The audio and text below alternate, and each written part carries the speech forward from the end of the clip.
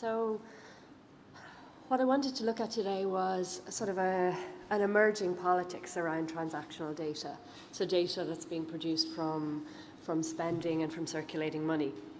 And we're seeing a huge push to go cashless on the part of states. You see it as a kind of mode of security, but also on the part of platforms who are creating new kinds of business models from transactional data, including advertising, logistics, and risks. So I want to see how these kinds of practices are driving new forms of discrimination, and then also look at some of the practices of resistance to transactional data valence. So I wanted to begin by looking at cash. So this is a poster from L'Argent, which is a 1983 film by Robert Bresson, which tells the story of a counterfeit banknote as it's put into circulation and passed from hand to hand with very disastrous circumstances, because the viewer basically knows where the money is circulated, but Yvonne, who's the protagonist of the film, doesn't. So you're seeing this kind of God's eye view of money as it moves from place to place. And similarly, in the 18th century, there was what was called literature of social circulation. So these are actually stories that detail the ways in which monetary tokens like cash or paper money mediated different social exchanges between people as they were transferred from hand to hand. So an example of that is something like this, The Adventures of the Banknote, by Thomas Bridges, or also Charles Johnson's Crystal, or The Adventures of a Guinea. And I suppose they're looking at how cash, because it's coming into contact with different people, mediates different social relationships, but it doesn't actually record its own traces. I want to come back maybe and look at this as a sort of a possibility for resistance later. So cash, as we're seeing it represented in books like Thomas Bridges' Adventures of a Guinea or L'Argent, is anonymous, but this wasn't really always the case. So paper money is generally two things, in that it can be a receipt or a record of a deposit, or a receipt and a record of a social contract, or both. So the image I have up here is a goldsmith's receipt from the 17th century. So basically goldsmiths would accept deposits for gold and silver, and then they'd issue receipts for what you deposited with them so that you could claim it on return. But basically these receipts started to circulate as currency, especially when they hit on the idea of actually issuing the note to a bearer instead of a particular person. So basically cash, or paper money, over time becomes decoupled from identity. So initially you had a note that paid you a specific amount once you produced it. And in order to make this something that could circulate and be used as a currency, it becomes an anonymous bearer instrument. So all that matters is that I'm the holder of the object. So cash is anonymous, it stands in for identity. And you don't have to trust me, you just have to trust in the value of this particular token.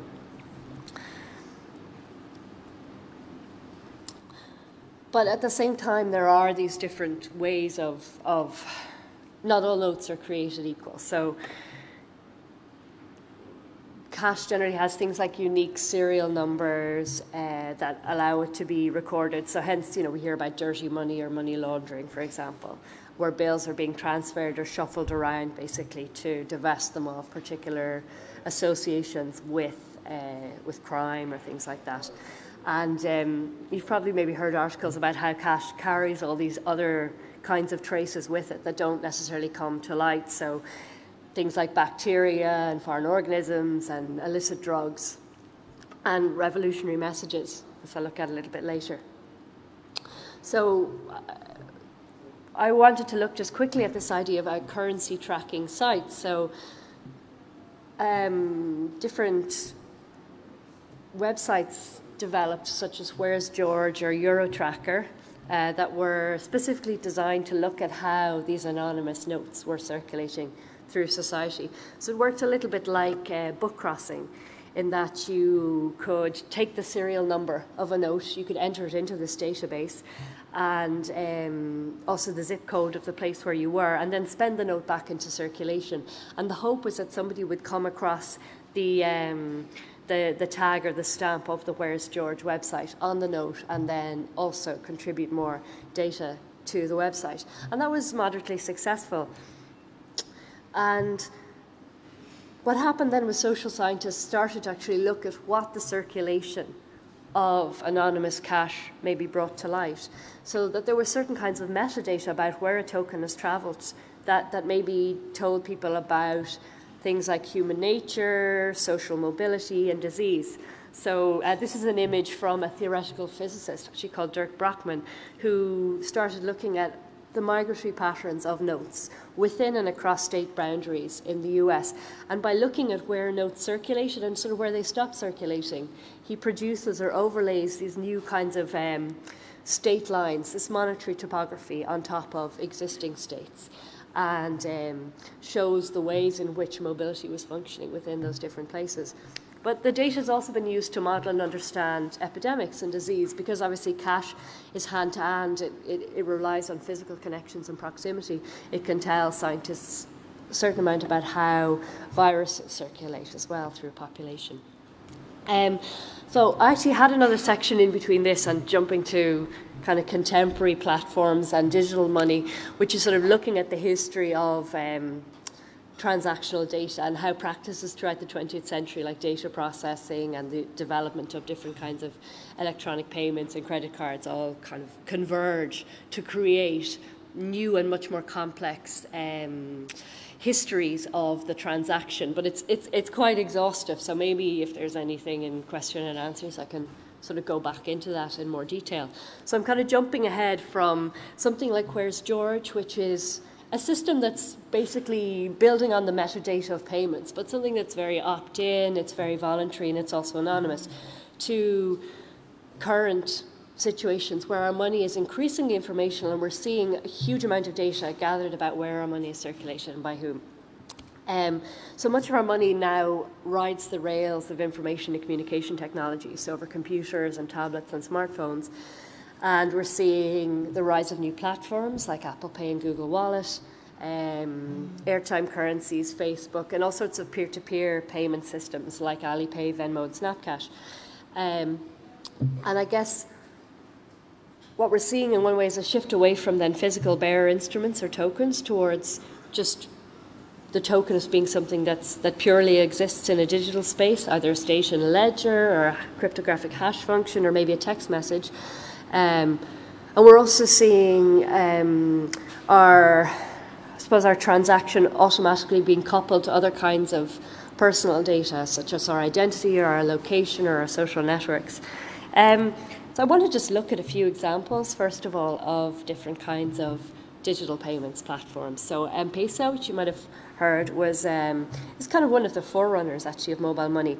And it's a system where people can send money via SMS that's in operation in Kenya and Tanzania. And it's operated by mobile network operators, Safaricom and Vodafone. So what really fascinated me about M-Pesa is that it's a kind of a mobile money system that developed in response to kind of on-the-ground or ad hoc practices that were already existing there, where people were allegedly using phone credit sort of as an informal kind of a remittance, as a way of paying for things. So you would get phone credit, and instead of topping up your phone, you would send that code to somebody else as a means of payment. And then cash in and cash out points sort of developed around that, where you could exchange then an air top-up code for currency, you know, with a bit of a fee associated with that. So M-Pesa is sort of an attempt to sort of build on top of these new mobile money services where network operators are in effect almost de facto banks who are issuing currencies. You've probably heard a lot about AliPay because there's been quite a lot about it, I think, in the news recently. So China are way, way ahead in terms of digital payments. And AliPay was developed in 2004 from Alibaba, which is kind of like, it's like Amazon, only bigger. And similar to Amazon, they're a platform that includes, you know, retail tech, artificial intelligence, and e-commerce all together. And they developed a virtual wallet to sort of allow for in-app purchases. But it's basically developed into its own financial services system and has its own financial services company and financial. So it supports things like in-app purchases, but also peer-to-peer transfers over phones, a credit system, which I'll look at a little bit later, and loans. And its main competitor, which is emerging from Tencent, which is sort of another large sort of platform in China, has also developed a new digital payment system called WeChat Pay. And WeChat is sort of the social messaging app that's very similar to WhatsApp. And again, this is facilitating peer-to-peer transfers. And what's interesting about WeChat Pay is they're sort of gamifying payments in that they're creating this sort of new social practices, or building, I suppose, on existing social practices in messaging as a way of circulating money. So the image here is sort of Chinese red envelopes, which are kind of traditionally given at New Year's or for national holidays. And they've sort of integrated this Hongbao system where people can send these gifts in randomized amounts to their friends or to their co-workers or to their employees. So there's been a lot of debate within Europe and the US about what the European or US equivalent of sort of Chinese payments might be and who that might be. So who is going to be sort of the next AliPay? And some people say potentially Apple Pay, because it's pushing, I suppose, to become a super app of this sort by developing peer-to-peer transfers quite recently. Others are looking at Venmo in the States, or even potentially Facebook. You might have heard that Amazon as well recently is kind of branching into banking services. So alongside Amazon Dollars, which have been around quite a while, they're developing a sort of a checking account style product for their customers.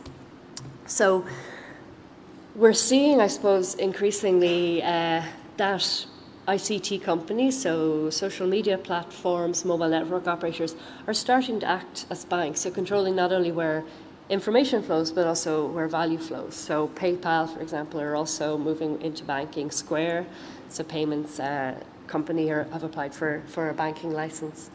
And while there's a huge push from platforms in this, there's also a push from states.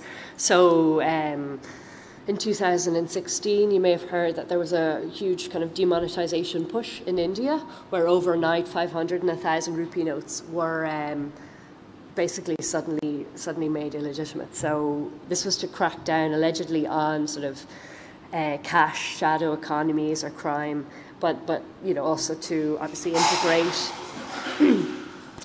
integrate payments into sort of digital systems, so to create what was sort of a cashless biometric system as well, where you could index users' transactions along with other kinds of personal identifying data. In China as well, so I mentioned AliPay and WeChat, but there's also, you know, developments by the Chinese state to try and sort of take over these sort of payment systems and produce national alternatives.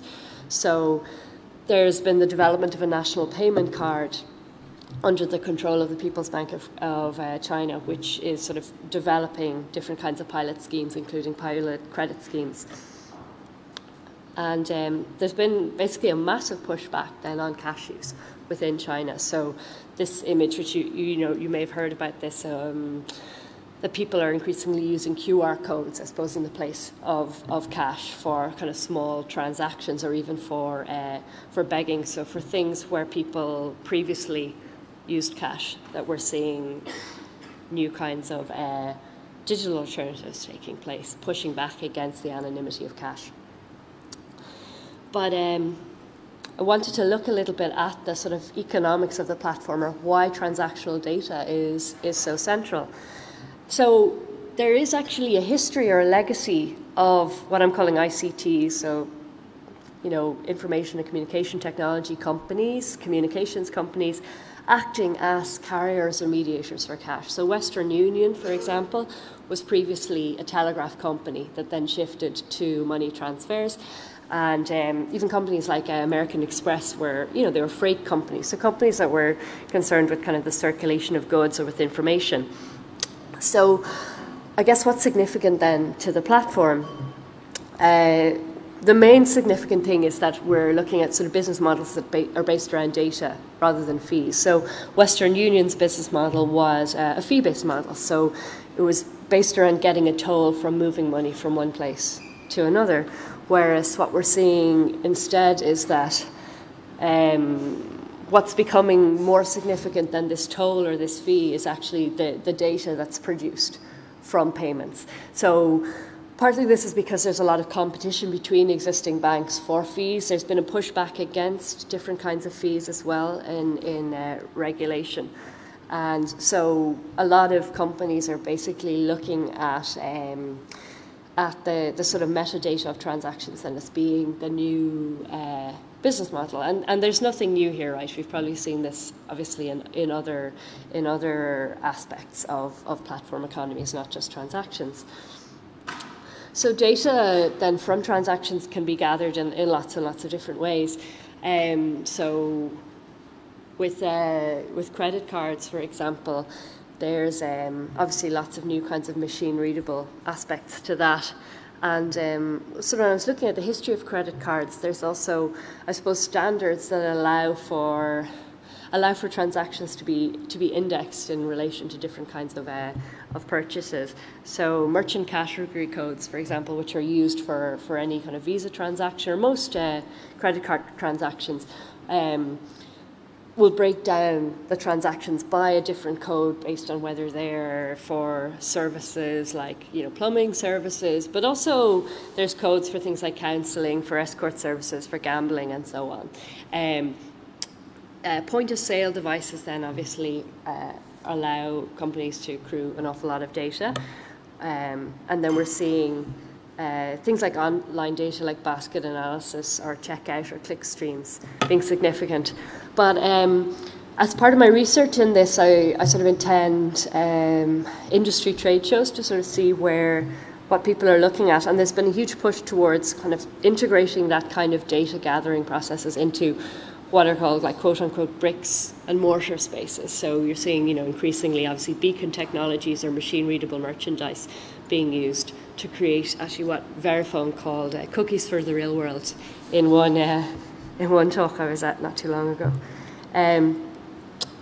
So I guess arguably this kind of data aggregation as a business model is facilitated by the platform, which is, I guess, I was thinking about it as being maybe like a sort of an intermediary or a monolith position, maybe increasingly this kind of monolith position. So either the platform strategically inserted at some place within the market, like PayPal, for example. So PayPal was developed in '98, and basically what it did was just, it built a system on top of an existing rail, on top of a publicly mandated banking system, and sort of is strategically kind of using that and creating the appearance of synchronous settlement for its own ends. But if that's an intermediary example, maybe increasingly we're seeing these kind of super apps or super actors or super platforms who try to control all aspects of the value chain. So Amazon, for example, are retail, they're AI, they're tech, they're e-commerce banking, they're also an energy supplier, device manufacturer, and we have a similar profile for something like Apple. So I kind of break it down into that there's 3 specific value propositions that are based around transactional data. And again, I don't know, I have a feeling there's nothing necessarily new here to people, because we see these being pushed out in other kinds of data businesses as well. So these being advertising, supply chain and logistics, but also risk scoring and credit. So the first, advertising, is kind of using transactional data basically to create new kinds of hyper-segmentation or profiling of users for the purposes of marketing. And again, there is a kind of a history or a legacy of these practices. So a really good book, Credit Worthy by Josh Lohr, which came out recently, looks at the history of credit scoring, and he looks at how department stores, basically in the 1950s, were using punch card data about their customers to sort of create profiles or financial identities about what people were purchasing and when. What we're seeing now, I guess, is that these are extremely fine-grained. So Frank Pasquale, who's written again about financial algorithms, he argues that we're not seeing segments like 18 to 24-year-olds. We're seeing things like daughter who died in a car crash. Cathy O'Neill as well, who wrote, what's her, Weapons of Mass Destruction. She's also looking at targeted advertising, and she looked at targeted advertising for college students and saw how there was segments within that were like recent divorce, pregnant, low self-esteem, low income, abused, recent death, recent incarceration, and so on. So very, very kind of fine-grained. And what's maybe interesting or worth pointing out, particularly in relation to things like GDPR, is that it's not that these companies are actually gathering specific data about that, but you're creating kind of inferences from metadata. So you don't actually gather directly, but you infer from purchase data. So a famous example is Target, who were making predictions basically about customers whether customers were pregnant. And they're basically doing that by analysing, I suppose, a small segment of the known pregnant and what they were purchasing, and then using that to infer if other customers were. And there was sort of that famous case then where they sent targeted advertising to a teenager because they'd sort of infer that she was pregnant before she told her parents. The second one then is logistics. And I kind of hate the Amazon example because I feel like it's overblown and it's a bit overhyped. Basically, Amazon produced this predictive shipping algorithm patent in 2014, where they're using machine learning based on previous transactional data to route merchandise closer to customers. So you get this kind of imaginary of, drones dropping parcels on your doorstep that you haven't ordered yet, and obviously it's a little bit overhyped, so it's more about moving goods in specific directions based on transactional analysis. And that kind of model, based on, let's say, 35 people in Dublin are going to buy this book, is sort of up and running. But yeah, just about kind of trying to predict the future based on existing data. But the third model is about calculating risk, so using transactional data to produce insurance or credit scores. In 2002, JP Martin, which was sort of he was an executive at Canadian Tire, started examining transactional histories of the company credit card to see whether what people bought correlated with their likelihood of defaulting, and found that if people purchased things that were socially responsible, like snow shovels, they were less likely to default than if they purchased own brand motor oil, for example. And I suppose through the early noughties, credit card companies started using merchant category codes to restrict people's credit based on certain purchasing things. So allegedly, if you were purchasing counselling, that could indicate in the future some kind of possible monetary difficulties. But today this is kind of applied very, very broadly to the use of transactional data to create new kinds of credit scoring in the advent of, often in the advent of things like the subprime mortgage crisis, so where people maybe don't have access to credit, or their credit scores have been damaged by the financial crash, and also used for people who maybe didn't have access to banking services previously, to create new kinds of algorithmic credit scores based on transactional data and machine learning. So AliPay, which I mentioned earlier, you maybe have heard of this. They've developed the Sesame score, which is basically a social credit rating that's based on transactional data that's gleaned from your use of AliPay, and also from AliPay's partners like the taxi service Didi Kwadi. So the score is used then to procure credit from Alibaba's financial wing. So you can apply for a loan if you have a good credit score, but you can also, it also influences other kinds of access to services, which I'll look at in a minute. So what's interesting there, I suppose, is that they're using thousands of different data points about transactional histories to infer credit. So it seems that things like buying video games, for example, can negatively impact your credit score. Buying baby products is better. And they're also drawing in then social network or social media data along with that. So it can be quite difficult to see what kinds of data points are being used to make a lending decision. And I suppose as part of this research, I was looking at sort of patents, or looking at privacy policies, but where they have to, I suppose they're obliged to list sort of the data that's being used, maybe not quite specifically, but kind of giving you a broad sense. So generally it mentions things like handset details, SMS logs, obviously all your purchases, your mobile money transfer information, but also social networks, so things like friend lists, posts, videos, photos, and interests to infer a credit score.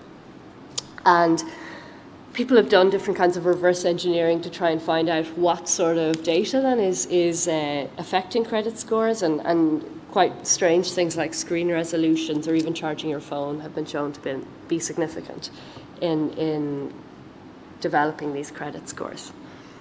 So I guess what I'm arguing is that we're seeing kind of an emerging politics of transactional data. So increasingly, our transactional data is producing either new kinds of credit casts or financial inequalities, or building or reproducing the ones that already exist. So in terms of how you're segmented or targeted, in terms of how you're profiled or scored as a risk, and often there's very little recourse. First of all, because maybe we don't know what kind of data is actually being gathered, but also because so many of these use machine learning, we don't actually maybe understand, nobody necessarily understands exactly how the data is producing a particular score or output. So there's very little transparency and very little recourse. So I mentioned credit scoring, for example, and obviously that's the credit score, Sesame Credit, has been shown not only to influence access to credit in AliPay, but also access to employment, to transport, and even the ease with which people can apply for a Schengen visa. And secondary data like this is also being repackaged and sold to governments, where it's being used in new and often unintended ways. Sometimes to identify things like tax evasion or security or terrorism threats. Might just actually skip over this one here. So I just wanted to look quickly at some sorts of tactics then for resistance. Obviously there's work around data ethics, and we're seeing things like GDPR, but I want to look at some of maybe the more material or grounded tactics that people are developing to resist transactional data surveillance. So the first is, I suppose, obfuscation. So anyone maybe who's read Finn Brinton and Helen Nissenbaum's book on obfuscation, it actually gives a really interesting history of different kinds of practices that people are using to resist data surveillance. And one I found really interesting that they mentioned was a history of kind of face-to-face loyalty card swap meetups. So this is sort of before digital payments, where people were creating different ways of swapping their loyalty cards with one another in order to obfuscate or to muddy or to make the data about what you were purchasing kind of more noisy, while still getting some of the benefits from the loyalty card. And I suppose over time some of these practices then went online as well.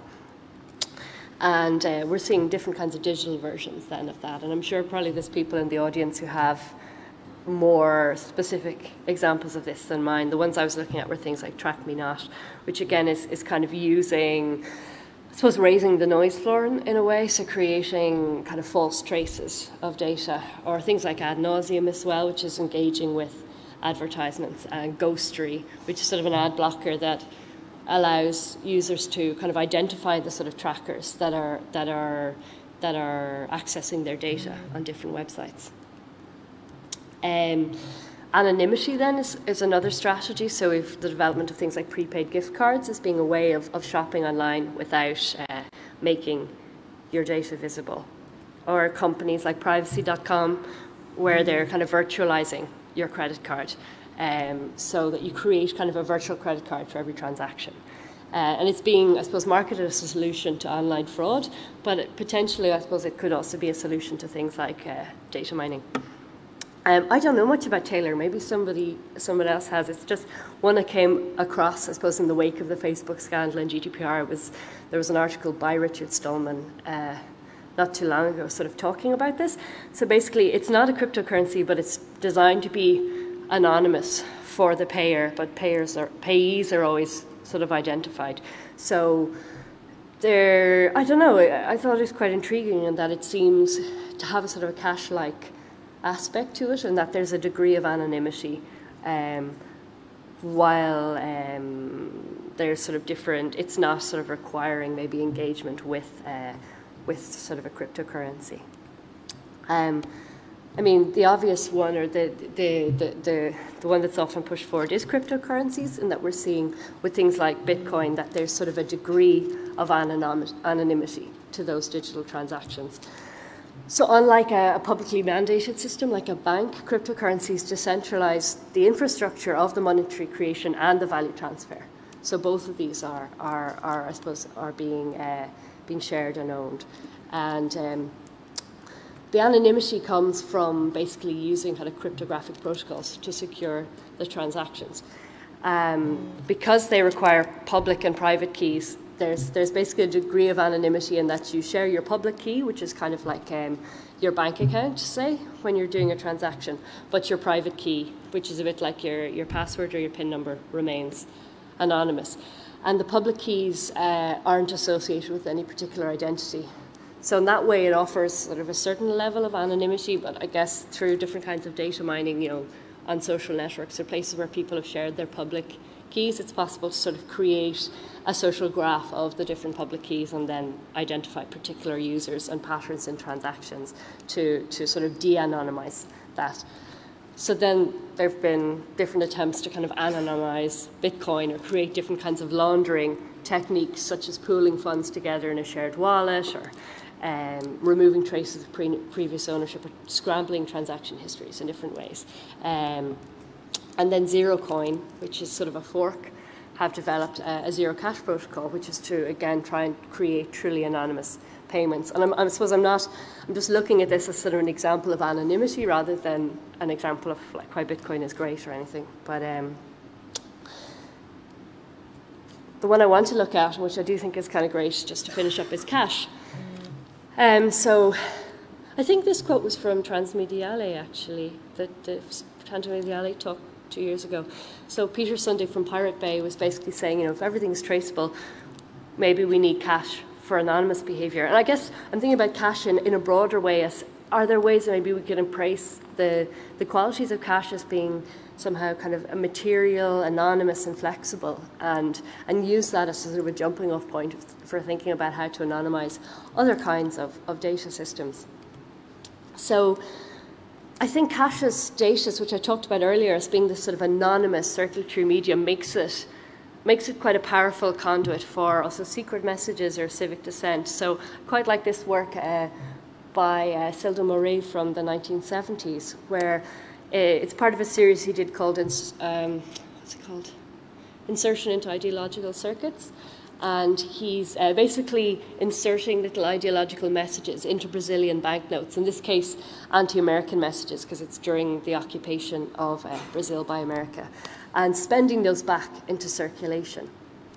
And there was a similar thing actually in Ireland about 2 years ago, where people were writing kind of messages about direct provision onto euro notes and again spending them back. So I really liked this idea because I felt like it's, I suppose, allowing us to think about money as being almost a kind of an analog social media. So there's a tension there in that it's obviously it's a state-controlled object, but it's always an object that's a little bit excessive to control. I suppose another example you might have seen, this is a few years old now, is when Leonard Nimoy died and Canadians were like turning the banknote of the Prime Minister, Wilfrid Laurier, into Dr. Spock as a kind of an homage to him. So yeah, I don't know, I think there's some kind of interesting aspects there in relation to cash.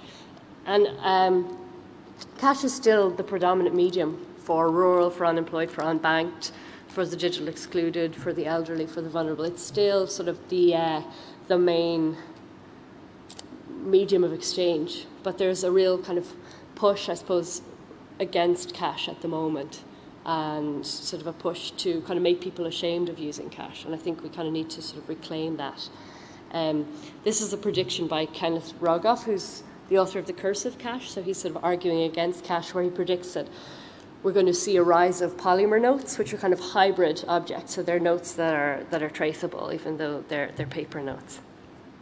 I think my slides are a little bit mixed up there, because this is just sort of another, I suppose, example of how there's different, maybe creative aspects of cash that are significant. So I don't know if you've, there's an anthropologist called Viviana Zelitzer who's written a book called The Social Meaning of Money in the 1970s, where she looked at how people developed all these really creative practices around money use. So she's pushing back against, I suppose, a line of academic thinking that comes from George Simmel, that money is somehow it's very cold, it's very impersonal, and actually looking at the ways in which people take this thing and make it their own by earmarking it or by gifting it and reappropriating it.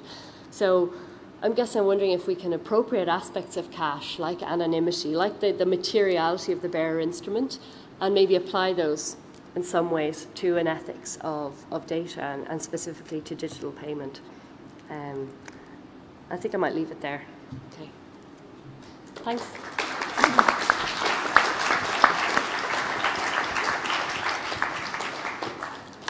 Any questions?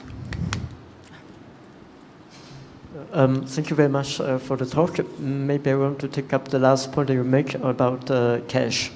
I'm wondering how, I mean, I live in Berlin, and in many places that you cannot even pay with credit card, you have to pay by cash.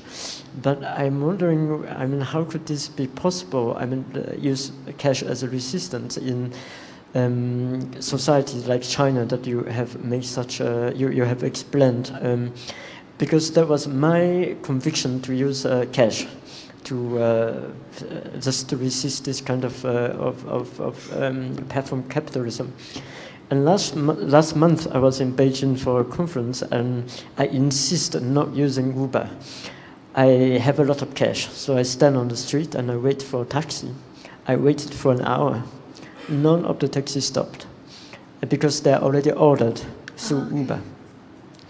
So there is kind of digital violence that is produced, and you just have no way to escape. And in this case, how can I was thinking how I've been thinking how could be a response to that, but I was disarmed. I was incapable. I don't know if you have any thought on this. Yeah, I guess the only sort of responses I have are to sort of that it's maybe important to make a point to sort of continue to try and use cash or push back against that. And I mean, maybe I'm speaking kind of naively because I'm sort of speaking like you say in Berlin, maybe there's still a lot of opportunities to use cash. It's the same in Dublin. In fact, there's lots of systems where you still can't really, like you can't use, you know, Uber isn't really a thing yet. And, you know, so you can't, if you want to take a taxi, you kind of have to use cash. So maybe that's sort of a point where there's still, something hasn't kind of happened yet.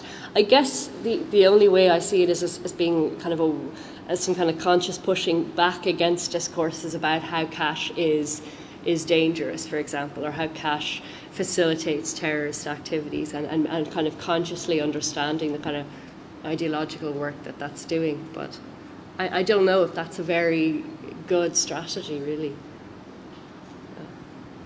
Sorry.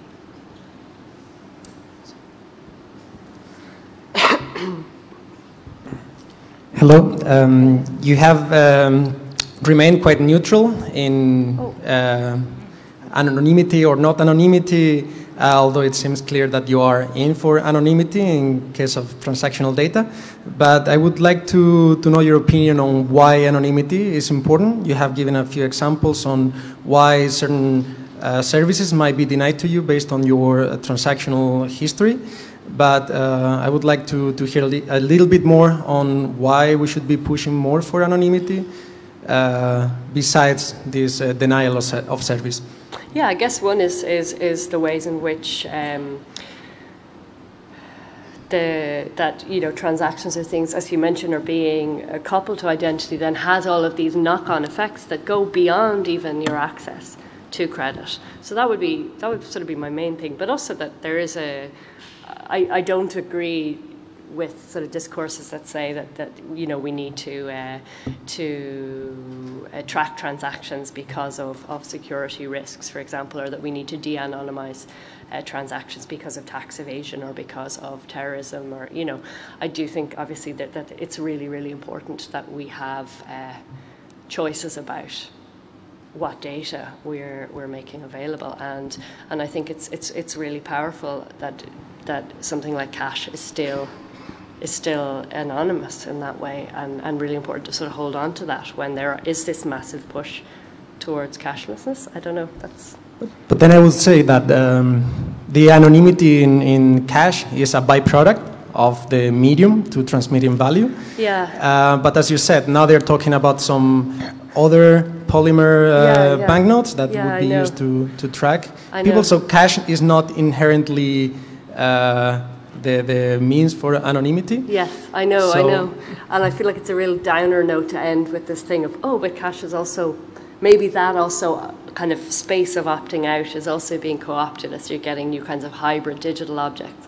And yet, I don't know, I feel like there's aspects of cache as a sort of a design object that maybe allow us to think about new ways of anonymity.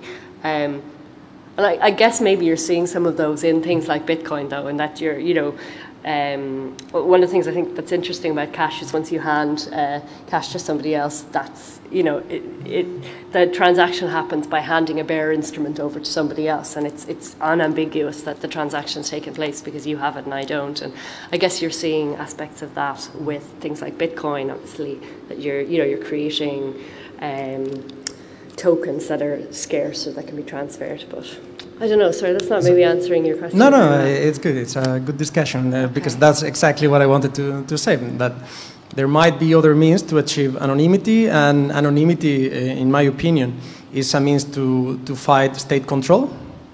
And as long as you keep using cash and the state that is allowing you to use that cash decides that cash is going to be traceable, then you lose your anonymity and your autonomy to decide not to be tracked.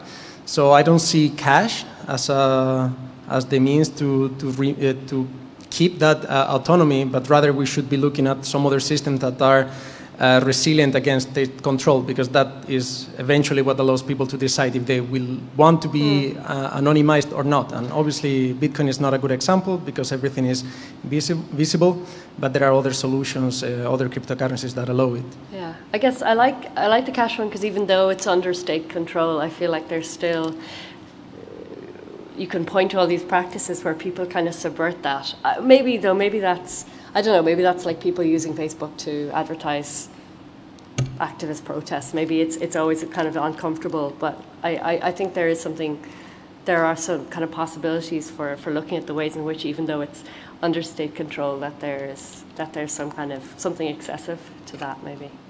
Yeah. Okay. Hi. Thanks for your presentation. Don't you think there's also a possibility that things happen kind of naturally?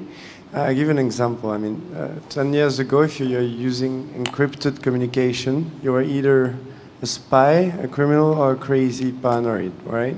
A crazy what? Paranoid. Today, all of us use it, right? WhatsApp, Telegram, iMessage. There was hacks are going to happen, bugs are going to happen. The more we use these systems, the more they're going to be abused, make mistakes. Those mistakes are going to be seen, and little by little, businesses and people will take conscience and use different tools. Don't you think that it's also a natural process? For now, we're very early in that process, and the power is in the hands of those installing the systems, but little by little, we see things happen, and it changes the tide. Which systems do you mean? For example, I mean, basically end-to-end encryption was something people would never use before. And now all of us are using it even if we don't know that. Crypto might be such a thing.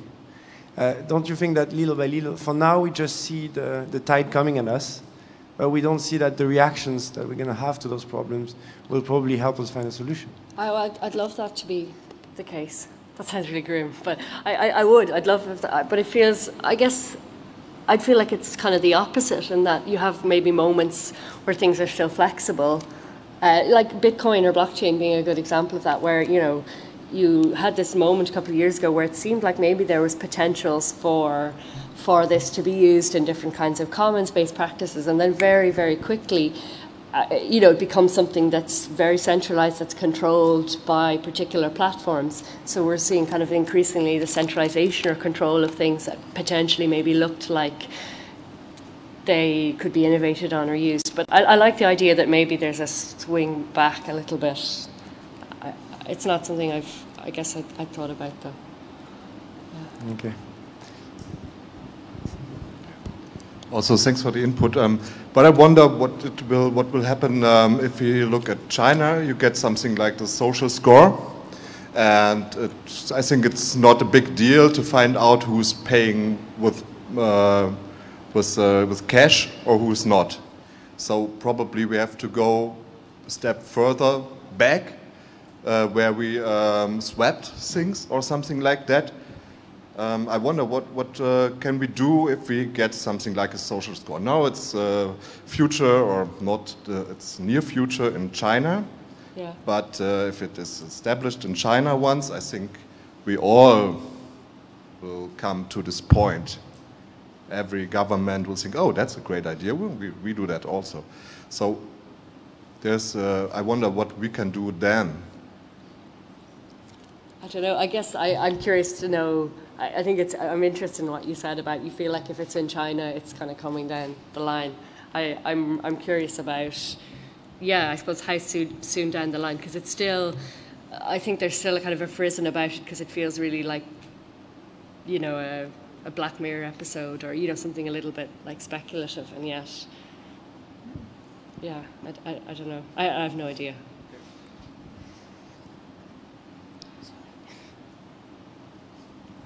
Thanks. Yeah, I'm glad you brought up barter and barter, exchange and trading, because I was actually thinking in relation to the Uber question and waiting for an hour to get an Uber, how many of the authors that you mentioned have investigated the idea of time, because I think that's such an important element between barter, where you have to actually go for a lengthy transaction, going to cash, which is a shorter transaction, to a more seamless, more immediate electronic transaction. So I was just curious if the authors had gone into that, or if you have given that thought. I was thinking about it whenever I was doing this over the last day or two, because in a way I thought that the synchronous settlement was quite powerful, because often with asynchronous settlements you need some kind of memory or data about what's still owed to somebody else, and that creates a sort of data trail, whereas when I just hand you this, it's kind of done. So in some ways I felt like the time aspect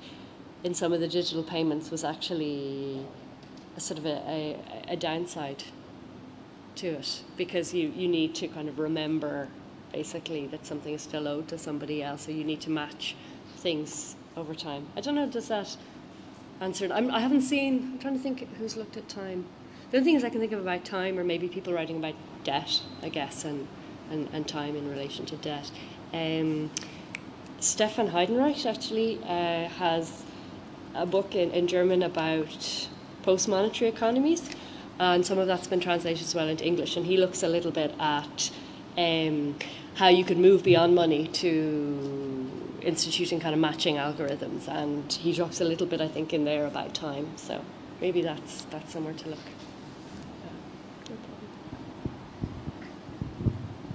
Hello, thank you. Yeah, first of all, I'd like to point out the irony of these questionnaires being handed out on a talk about anonymity. Yeah, I didn't hear you discuss anything on the environmental aspect of all the data mining. All right, yeah. Which, when you compare things like a Visa transaction to a Bitcoin transaction, it's ridiculous. Yeah. I don't know what your views on that are. Oh, I think the Bitcoin blockchain proof of work is totally ridiculous and totally environmentally unfriendly. But I think we're moving potentially. I'm not actually a big fan of Bitcoin at all. I guess I'm using it here as sort of an example of a design strategy that's looking at ways of anonymizing something. But I also think, you know, we're seeing push towards new kinds of consensus protocols that aren't based around computational expense, like proof of stake. There's actually one to do with time as well, proof of elapsed time. So potentially those are more environmentally friendly if you're kind of interested in the crypto aspect. I don't know, does that? Yeah, no, it's just one of those hidden things that Sure. is never spoken about. But Yeah. you know, the energy of countries is being used up to Yeah. work out these transactions, which cash probably doesn't. Yeah. You know, I don't know. That's an interesting one. I wonder what I doubt the energy of cash is that significant in terms of like minting or producing it. Yeah.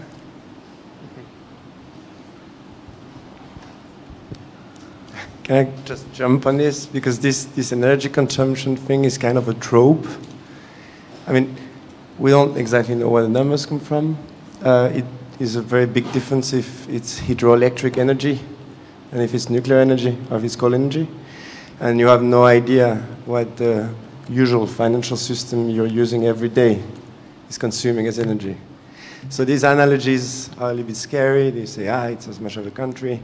And also, proof of work, which you're talking about, is just a step or one of the possibilities of doing proof. There's other solutions coming, like proof of stake, that doesn't consume that much energy. It's just one, the reason for that thing is to make sure that the person working to validate transaction is doing it honestly because he incurs a real financial cost. So that's just one way of doing that, and it's very probable that we move past that fairly fast indeed. And if you think of barter, yeah. What do you mean?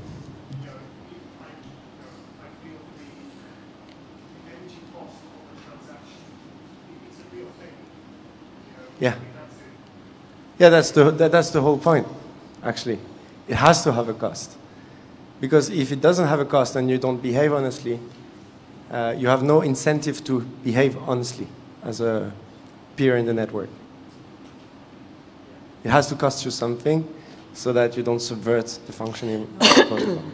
But I just want to say that it's a little bit of a tricky issue to just talk about because it's full of uncertainties and half-baked facts, that specific thing. I don't mean that there's no questions there.